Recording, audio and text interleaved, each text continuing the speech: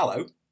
I was meditating this morning and I was thinking about this subject from the Course in Miracles, which is God's will. And I was thinking that it's impossible that God's got a will, in a sense. In a sense, God's will is the universe. But to say that God has a will for me, that I must find my path, I must find my purpose, and there is only one path or one purpose for me, is absurd. If God wanted me to do something else, He would have made me somebody else. He would have put me somewhere else, and I'd be doing something else if God had a will, particularly for me. So the Course is very clear about what your purpose is. It says you will be happy when you find your purpose.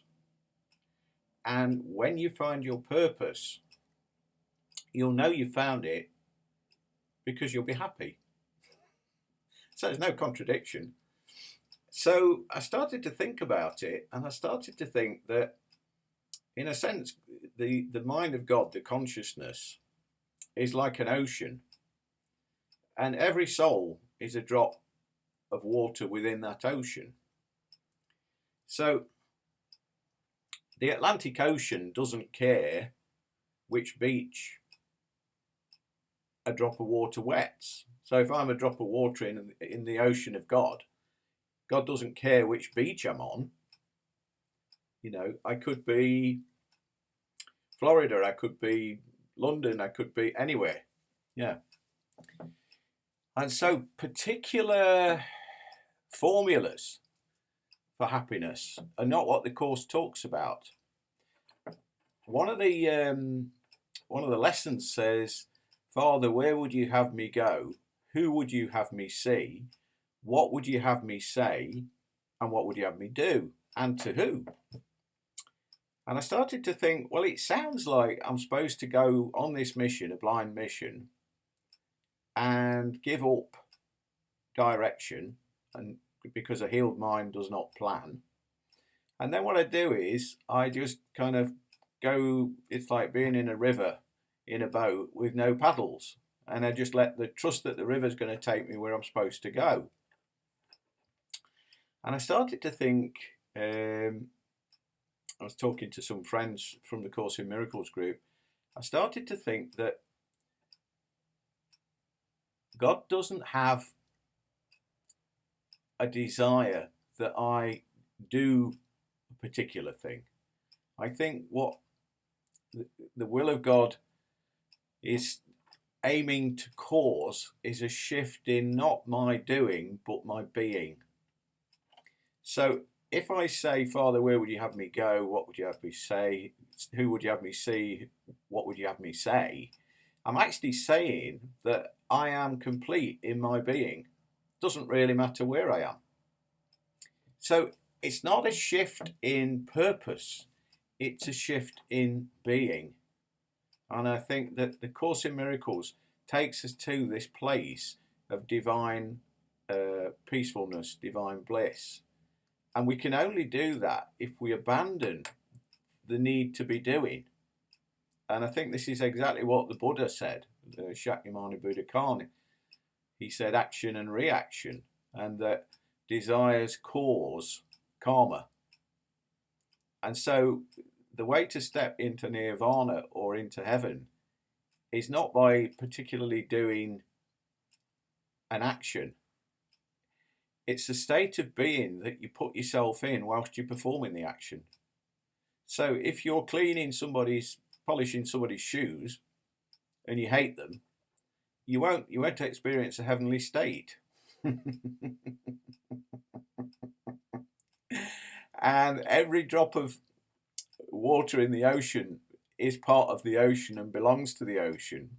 And in terms of the ocean of God, every creation of God is a divine creation. And every divine creation, which we are the creation of God, is known of by the Father. A thought never leaves the mind that thinks it.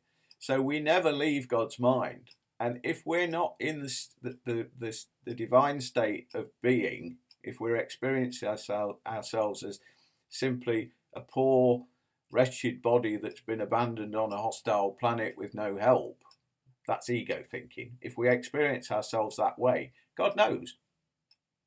It says in the Bible, when you pray, what you ask for is already known before you ask it. And that's because let's say, if God is an ocean like the Atlantic, and we're drops of water from that ocean, our true nature is Atlanticness.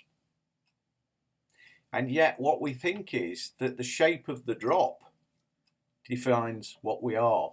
So if I'm a male with a male form, I see myself as a man, a member of the Homo sapien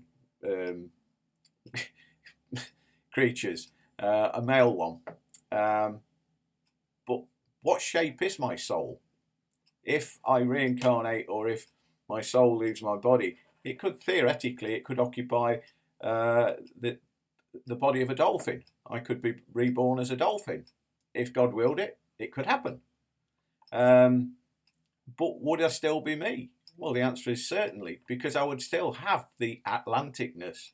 I would have the godness in my essence. And that energy, the divine energy, is the soul, and it's the energy that gives life to the body. So the course to me is not saying that we've got to do shoe cleaning, or we've got to raise money for the church, or we've got to do externally obviously good things. That doesn't make any difference.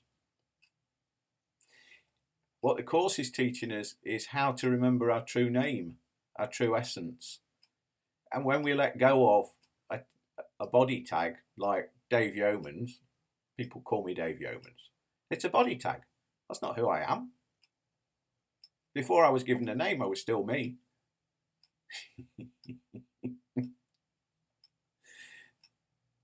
I am the breath of God. I am the essence of life. Maybe my true name is life. And, my Father, my Heavenly Father, his true name is Giver of Life. How's that? So I came to the conclusion after my meditation that God is not a taskmaster, and he doesn't want us to make sacrifices. He doesn't want us to do what we don't want to do. He wants us to remember what we are, which is our divineness. And in that state, whether we're watching a movie or cleaning somebody's shoes, it doesn't matter, because we're still what we are. Namaste. I recognize the divine in you, all of you.